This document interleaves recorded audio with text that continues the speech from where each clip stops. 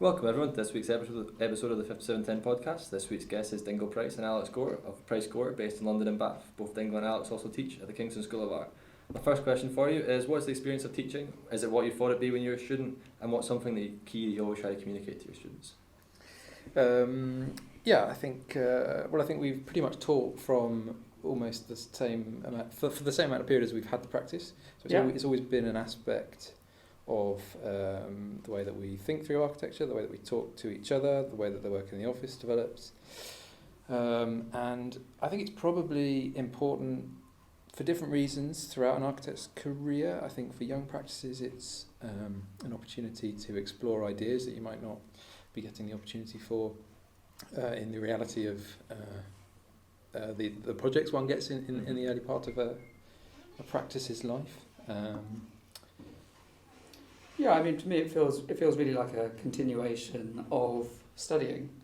It feels you're in a slightly different position, but I feel when we were students together, when we were studying at the CAS, the tutors were getting a lot from it, that they seemed to enjoy it. The research was informing the work that we could see in their office, the buildings they were designing, and we try and do something that in many ways is quite similar to that, and it feels like that, I think. Still. Yeah, it's also important, I think, from a sort of cultural point of view. I mean, at the moment we happen to be in a very lucky moment in time where the Architecture Foundation is organising has been for a few years, an extraordinary sort of lecture series. But if you don't have that, I think being in a small practice can be lonely, and being a part of a school gives you an opportunity to talk to colleagues that are in a similar position, talk to colleagues that are more experienced, to go to lectures quite frequently, and I think that is a really important part of practice. And was it when you guys were in uni, did you get along with your tutors well? I imagine if you had a tumultuous relationship, you might have thought, maybe I don't want to do that, do you think that was a part of it? I generally got along with my tutors quite well. Yeah, I did. I mean, I think I was fortunate. The odd rough conversation, but... Yeah, maybe 1 year out of 5 or 6. That's enough years, it doesn't matter. Generally, definitely good tutors in all sorts of different ways. Yeah. And is it, when you were a student, do you think you would like to tutor even then? I think by the time I was on diploma, I definitely thought I'd quite enjoy doing this at some point. But maybe even before that, actually. I did Art Foundation, and I like the culture of university, of other students and research going on into different fields. So I guess it always felt quite natural for me to be involved in a university environment. Yeah, I don't think I specifically thought about it until I guess had been a project architect for a year or two, and people started to invite me to be a critic, and then an invitation came to sort of run a studio, and I thought, yeah, okay. And is the first time you do it quite daunting, or is it as seamless as you think? Is it? No, it's not seamless. I think the first year that I taught with David Conn, so that was great. I wasn't left on my own, and had a sort of experienced architect and experienced teacher to kind of work things out with. And then I suppose the first year that we ran a studio together, it was a bit dicey at points. We were figuring it out. No, it was good. Well, we've certainly got better. We've got better. Certainly, we've got better at teaching for sure. I wouldn't say it was dicey. No. I think we had quite a lot of experience. By then. What were some of the pitfalls you fell into? I think maybe the initial briefs were a bit ambitious for degree level students, perhaps. Yeah, ambition is not necessarily a bad thing, but it was perhaps a little overly complex. Over-complex, not ambitious, because we're always ambitious with our students, but maybe the brief was too complex in the first year. How do you balance giving students A, the right idea the first time, and B, how do you balance putting your own ideas into their work? Well, I do think it's important that I feel like the ideas should be the students. I think our role is not there to sort of dictate and have them all do the thing. It must be difficult if you have an idea for their project, not to even let it slip a little bit, Yeah, of course, but I think we're more there to help them find their way, and we set the parameters, so we set the thesis, and it feels more like everybody is working towards a sort of shared goal, as in everybody's... It's more like research, so everybody is thinking about the same theme, and they're all going to get there, rather than there being 18 versions of our project. That makes sense, yeah. I think sometimes you get to the end of the year and you can look back at these 16 or 18 projects and you can say, well, these 6 projects are really truly the own students' project. It's their idea. They've developed it in this way. They've turned that way, and good for them. Yeah. And then you might find another 6 where you can see sort of Even little 10% of your help was needed, and they've sort of needed that to help going along. And we've been increasingly using the end of year exhibition as a way of sort of closing that circle in a way. So we've done it in different ways, but you try and show the body of work. So it's not that you get the 3 best students with their work on show and everybody else feeling a bit upset. So the first year we did it was one big drawing where everybody's plan was shown together, and last year it was a big portfolio. So there was not much work really, but everybody's drawing was in a big portfolio that you could kind of flick through, and I think that feels good that people can see that it's a kind of everyone's work matters. And it's a thoughtful. It's got more value as a body of work than as a massive series banner of bright stars. Yeah. And is there something you find recurring with, I don't know, a certain age group or certain students, the same issues stumbling with? There must be something occasionally that you're trying to communicate the same thing over and over. Is there something key? I don't know. Or is it just you just trying to speak at a long day of work, you come home and it's like, oh, they're just not getting it. Good question. Well, this year we in December we launched a brief about making a particular type of model. It was a model about the facades of these buildings that the students are designing, and they're done generally quite well until that point of the year. I think maybe they were distracted with some other submissions they had to do for technical or the planning modules, and they didn't really do much, to be honest, for that brief. So we moved on with the next brief, and then we thought we'd better launch a new brief, but the new brief we launched after Christmas was actually that same brief that they didn't do. Ah, I see. And so we were a bit surprised. Not many of them seemed to notice. And a lot of your work is quite research-based, as you say. There's occasionally you go into deep dive and research and it doesn't yield anything design-wise, but is it valuable nonetheless? I suppose the work being research-based means different things depending on what the project is. So sometimes, and you'll see a little bit of this in the work in the lecture, I think. So sometimes a project might be a sort of think piece in itself. It's not it might be a competition, or it's something to figure out an architectural question. And then the work itself is the research. Other times you might be working on a type of building or in a place that you don't know, and the research can be almost quite pure research. It's finding out about something. But I think I suppose we use that sentence or that phrase to talk about the practice because it's important to us that it's thoughtful and it's critical and it's relevant. And it's I guess we think all of the work that we do should be investigative in the sense that we are constantly moving, constantly. We're not trying to develop a house style. We don't want to be specialists of any particular type. And so that sort of research basis hopefully makes every project relevant to its brief. Yeah. And that decision to be that type of practice, did it come from previous practices that you'd worked in, or a role model of some kind? Or is it something you just had always fancied? I think it goes back to your earlier question about sort of being involved in universities, teaching, enjoying life as a student, being in university life. So I think that's integral to it. Yeah, I think the answers to all those questions are kind of tied together. The sorts of practices that we have worked at are those practices. They're small, creative, thoughtful practices, because that's the kind of environment we felt comfortable in, I suppose, or that we felt would challenge us. And all the practices we worked for previously were also involved in teaching, so it just feels it's felt quite natural. Yeah, and I think there's a huge number of good architects that work in a research-based way. maybe all good architects work in a research-based way. So maybe we're not saying anything by saying we work in a research-based way. So we get a lot of architects that come up from London to do these interviews, and they seem to have a tempo about them, an energy, a pace of life that we're just not used to. And you guys also have an office in Bath of some sort. What's it like? Is it just a total de-stress going to Bath? Or do you enjoy that sort of frenetic energy of London? Yeah, I suppose Bath. I mean, it's for a very specific reason in that I live there, and we've sort of slowly started picking up work there. So we have projects that are sort of at relatively early stages, and I guess you're right. It does have a different tempo. It has a different energy.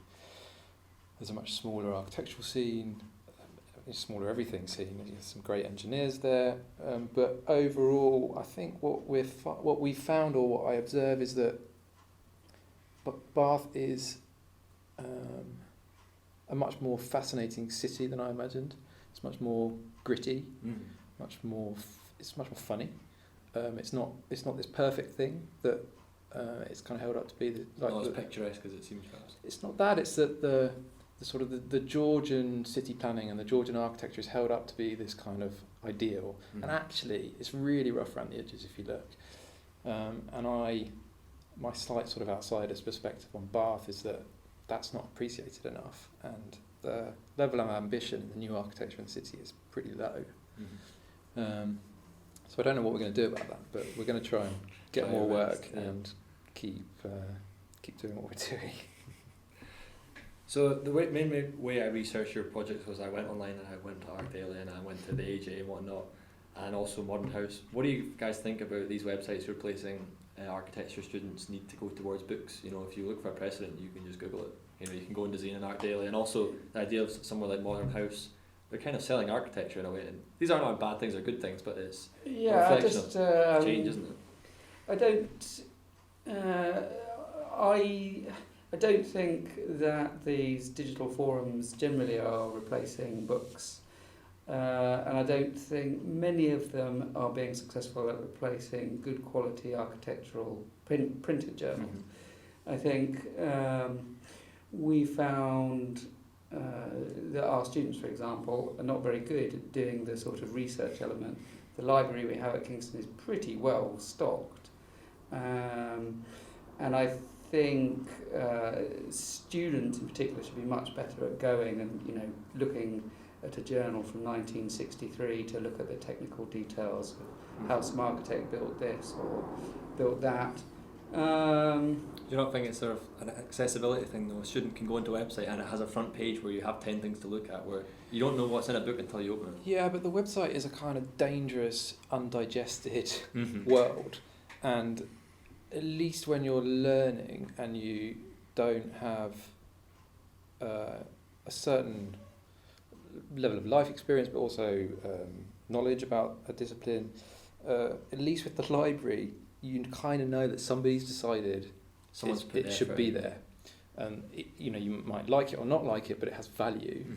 And whether it's a librarian or a researcher or an academic, everything that's in the library, you kind of know that it's there for a reason. I think that's there's a whole hierarchy of decisions also in the effort it takes to make a book, to edit a book, to print a book, the cost of it does give it something. Yeah. But there is obviously something to be said about the ability to self-publish on the internet. That it can be a positive thing, but I just don't think it can replace. Not in terms of research, anyway. No. Well, I mean, I don't use Arc Daily that much. I don't read Dezeen. No, I used to really look at very Dezeen often. and I pretty much. I mean, I do think if they can find a way to create a space on the internet for like genuine critical discourse about architecture or any other sort of related discipline, that would be great, because there is a lack, particularly in the UK, of kind of critical architectural journalism and criticism. And Zine, I think, a little bit is trying to find that space. They are commissioning. I think Australia is as well, actually. I think. Yeah. I mean, I have found a couple more thorough, more academic texts that were pretty impressive, actually, recently. I think that aspect of it is interesting and does have potential. Yeah. I had a look through your website, and you guys have a real talent for making models. Is that something you enjoyed doing in uni? Is that something you enjoyed doing at all? And any tips for students to get it right the first time? Well, I definitely enjoy it.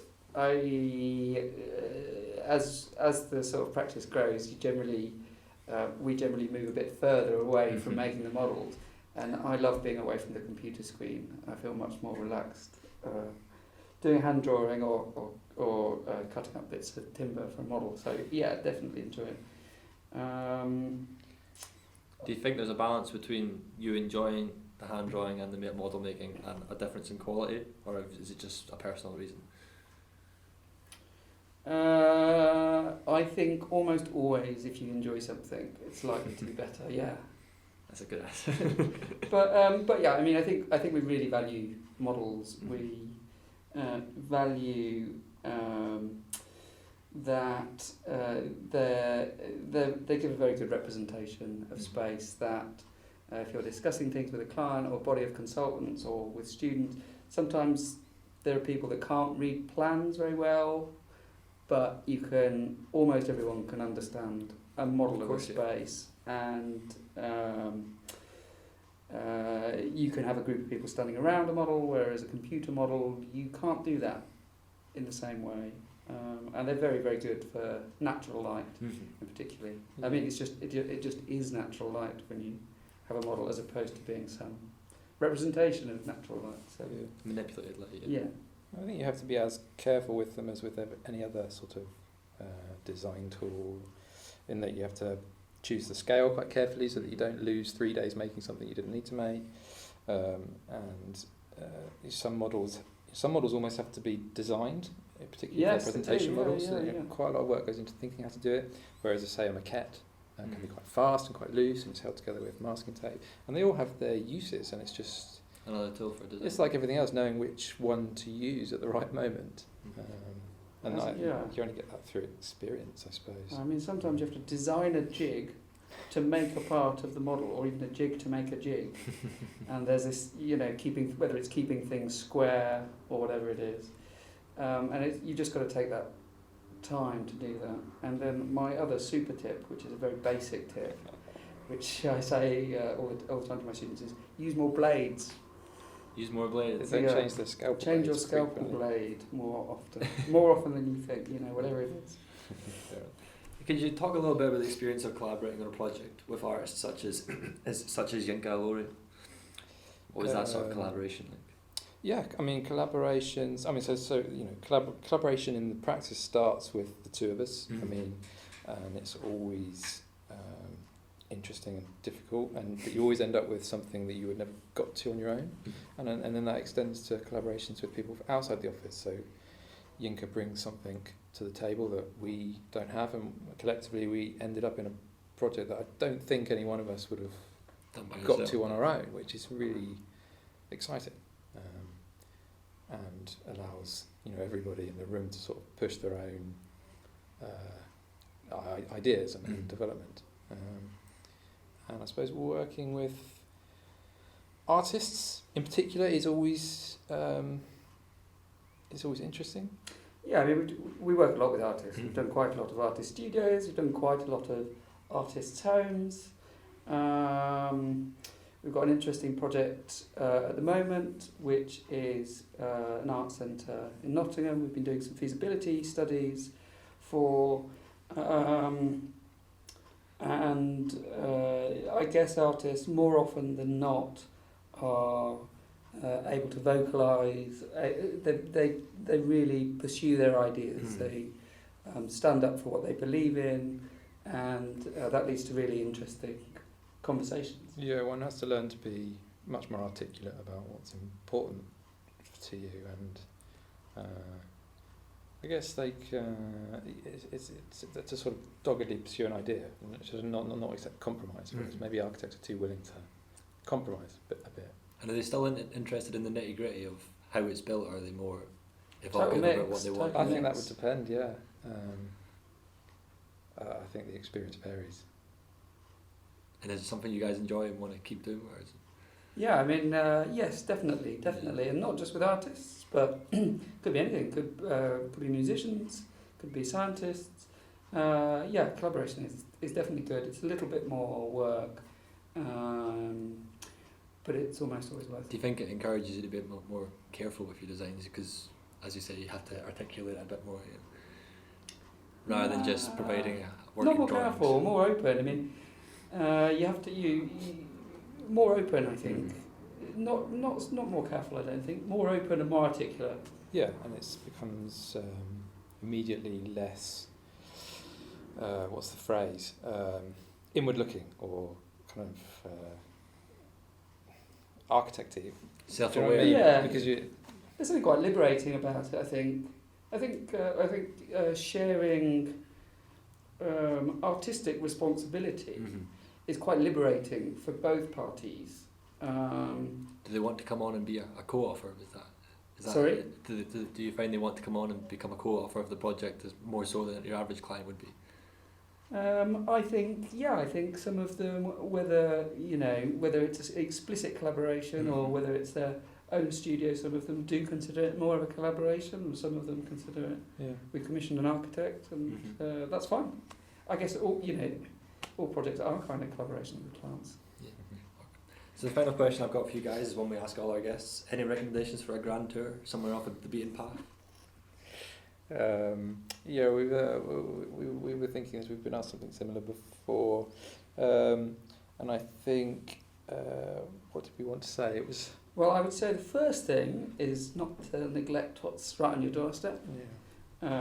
Whether that's here in Scotland or whether it's in London or the wider UK, there's some extraordinary architecture there, or wherever you come from. And so if you're British based, I would certainly think about exploring the riches that we have here. And I would say then the next step is like getting an Interrail ticket and seeing the big European cities. I guess particular highlights for me would be Berlin and Rome. But in terms of a little hidden spot. No, I mean we're constantly developing, the itinerary. There are places we still haven't been to. Neither of us have been to Scandinavia, so that's on the list. And LA in particular. LA, what's in LA that you fancy? I'd quite like to see some of the case study houses and Schindler's work, and we'll find a way soon. And the city, see the city. Yeah. Okay. Well, thank you, Dingle and Alex, for joining us this week. Our next guest will be Christopher Romer-Lee of Studio Octopi, so make sure to tune in for that. Thank you. Thank you.